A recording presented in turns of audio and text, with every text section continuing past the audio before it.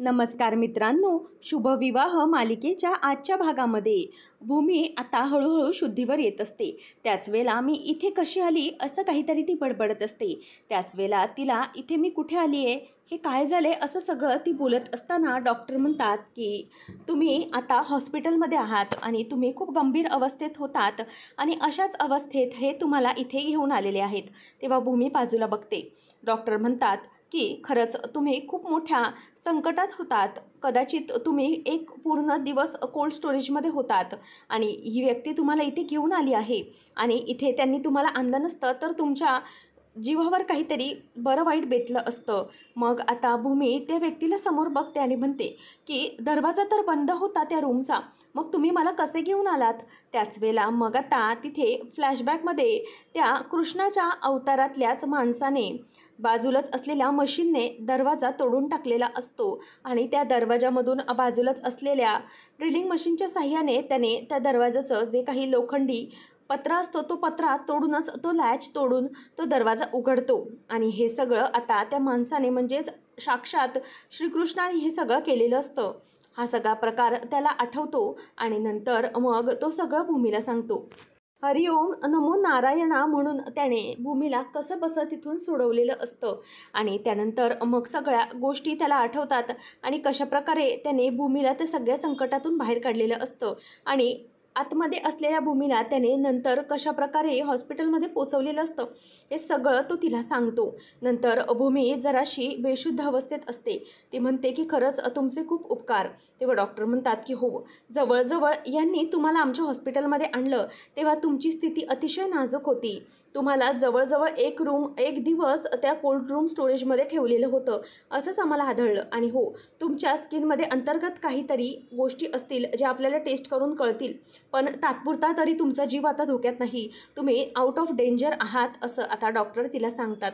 आणि हे ऐकून भूमी म्हणते की मला हे सगळं केलं आहे ते माझ्याच माणसाने केलं आहे असं सगळं ती मनातल्या मनातच म्हणत असते. नंतर भूमीला डॉक्टर म्हणतात की काळजी करू नका, यू आर ओके नाव. आता आपण काही टेस्ट करून घेऊया, त्यानंतरच मग आपण तुमची पुढची स्थिती काय आहे ते जाणून घेऊन त्याप्रमाणे आपण उपचार सुरू करू. त्याच वेळेला आता जे व्यक्ती म्हणजे जो कृष्ण असतो त्याला भूमी म्हणते की खरंच तुमचे खूप खूप आभार, तुम्ही मला या सगळ्यातून बाहेर काढलं. खरं तर तुमच्या रूपाने श्रीकृष्णच माझ्यासाठी धावून आला. मग आता भूमी त्यांच्यासमोर हात जोडते आणि म्हणते की खरंच तुमचे आभार, अशा अवस्थेत तुम्ही मला वाचवलंत आणि मला या इथे आणून सोडलंत, नाहीतर माझ्या जीवाचं काहीही खरं नव्हतं. तेव्हा मग आता लगेच ती व्यक्ती म्हणते की अहो, असं म्हणू नका. असं समजा की साक्षात श्रीकृष्णानेच मला बुद्धी दिली आणि जिथे जिथे त्यांचा भक्त अडकतो तिथे तिथे मला कृष्ण नेहमीच पाठवणार. असं म्हणून तो तिला म्हणतो की तुम्ही अजिबात चिंता करू नका, आता तुम्ही व्यवस्थित आहात, अजिबात काळजी करण्याची गरज नाही आणि आपण तर फक्त निमित्त मात्र असतो. सगळं करविता तो परमेश्वर तो असतो. तोच आपल्या हातून कोणाचा जीव वाचवतो तर कोणाला जीवनदान देतो. म्हणूनच हे जे सगळं काही केले ते त्या वरच्याने केले, त्या विधात्याने घडवून आणलं असं सगळं तो त्यांना म्हणत असतो. नंतर आता भूमी म्हणते की डॉक्टर, मला घरी जायचं आहे, मी कधीपर्यंत जाऊ शकते? त्याच वेळेला डॉक्टर म्हणाले की मी जसं तुम्हाला मगाशी एक्सप्लेन केलं, तुमची तब्येत आता नाजूक आहे, तुम्ही हव्या तशा रिकवर झालेल्या नाही आहात, म्हणून सांगतोय की तुम्हाला आता जरा आराम करावा लागेल आणि आपण काही टेस्ट करून घेऊया, कारण त्या कोल्ड स्टोरेज रूममध्ये तुमच्या आतमध्ये काहीतरी झालं असावं, म्हणजेच तुमच्या आतमध्ये शरीराला काहीतरी इंजुरी असणार असं वाटतंय मला. तेव्हा भूमी म्हणते की म्हणजे नेमकं मला काय झालं आहे, प्लीज मला सांगा. तेव्हा डॉक्टर म्हणतात की हे बघा, घाबरण्याची काहीच गरज नाही आहे. तुम्ही एक दिवस स्टोरेजमध्ये होतात आणि तेही बर्फाच्या, म्हणून आतमध्ये काहीतरी मेडिकल इंजुरी असू शकतात आणि त्यासाठी आपली टेस्ट झाली की त्याप्रमाणे उपचार करूया आणि नंतरच मग आम्हाला तुम्हाला सोडता येईल. तेव्हा भूमी म्हणते की नको, प्लीज असं करू नका. त्याच वेळेला डॉक्टर म्हणतात की बरं, मग तुमच्या घरच्यांचा नंबर वगैरे द्या, मी त्यांना फोन करून कळवतो. कसं आहे ना, ते इथे आले की मग तुम्हाला एकदम सुरक्षित वाटेल. तेव्हा मग भूमी म्हणते की नाही, घरच्यांचं नाही, पण मला जरा तुमचा फोन देऊ शकता का?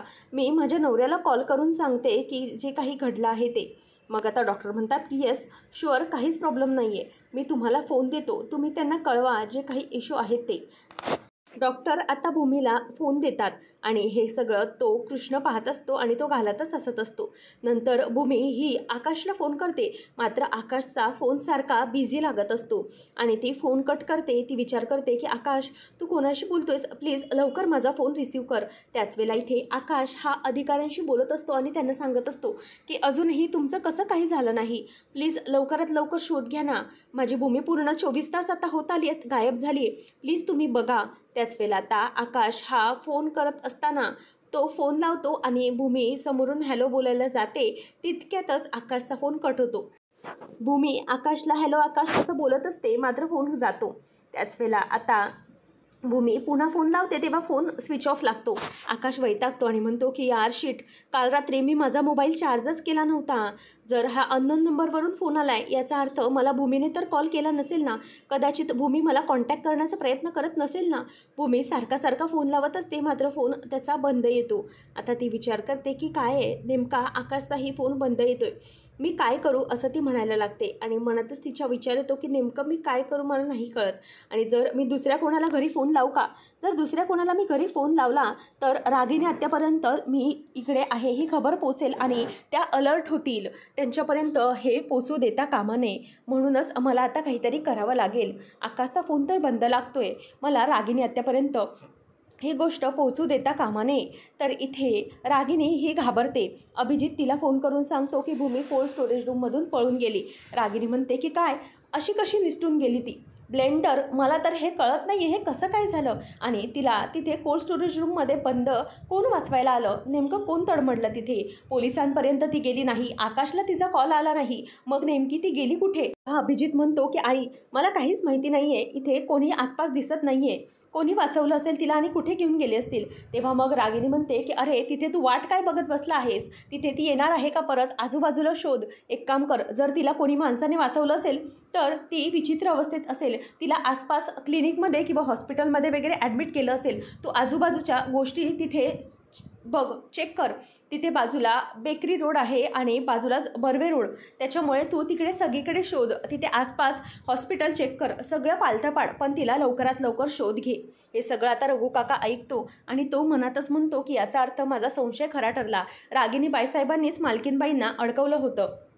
पण जर रागिनी बाईसाहेबांच्या इथून त्या निघून गेल्या आहेत, त्या मग नेमका कुठे गेल्या, कुठे निसटल्या मालकीनबाई माझ्या. तेव्हा आता लगेच अभिजितला पुन्हा ती सांगते की हे बघ अभिजित, तू नुसतं सांग कामे आणि हो नाम्यासारखी कामे करू नकोस. अरे आत्तापर्यंत माझ्याशी बोलण्यापेक्षा तू तिचा शोध घेतला असतास, जा तुझ्या माणसांना कामाला लाव आणि शोध घे. असं म्हणून अभिजित म्हणतो की हो, इथली आसपासची सगळी हॉस्पिटलं मी चेक करतो. तेव्हा ती म्हणते की ठेव फोन लवकर, माझ्याशी बोलत बसू नको, लवकर कामाला लाग, क्विक. असं म्हणून ती त्याचा फोन ठेवून देते.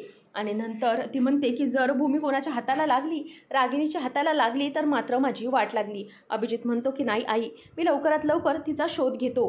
आणि ती खूपच चिडलेली असते.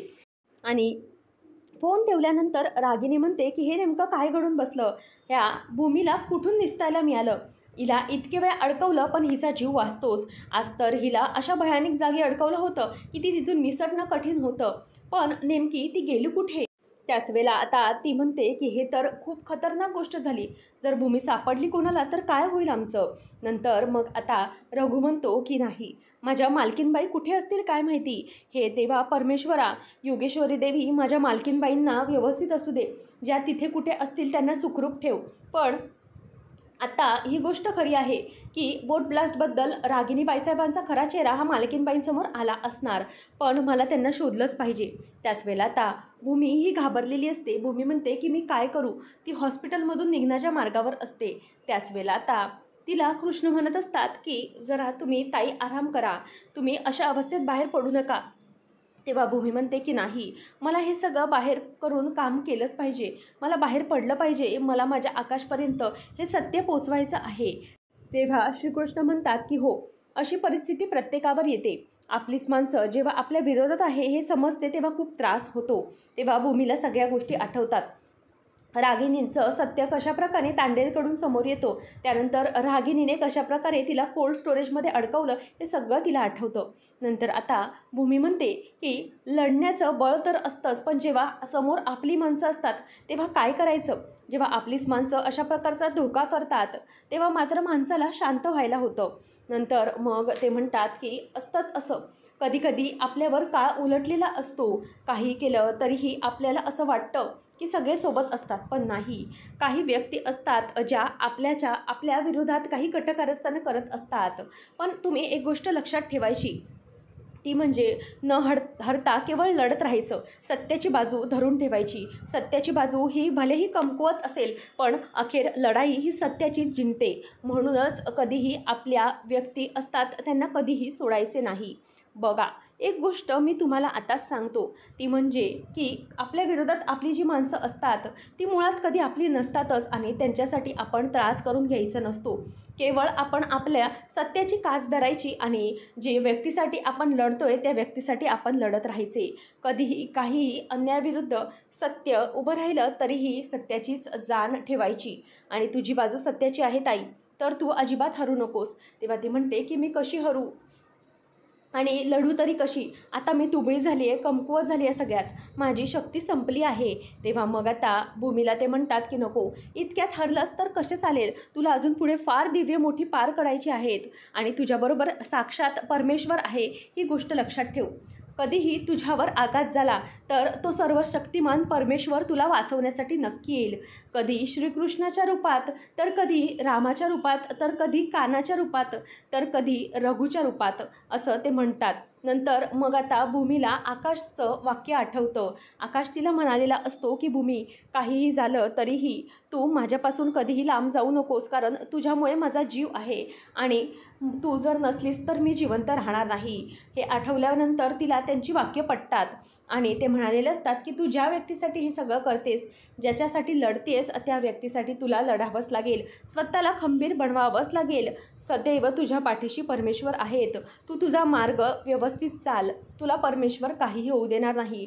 तो सर्वशक्तिमान परमेश्वर हा तुझ्या पाठीशी सदैव आहे, असं श्रीकृष्णाच्या अवतारातला साक्षात श्रीकृष्णच हा भूमीला हे सगळं सांगतो.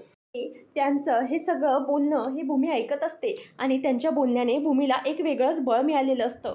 ते म्हणतात की उठ, अजिबात घाबरू नकोस, तुझ्याबरोबर देव आहे, तो तुला कधीही काही होऊ देणार नाही.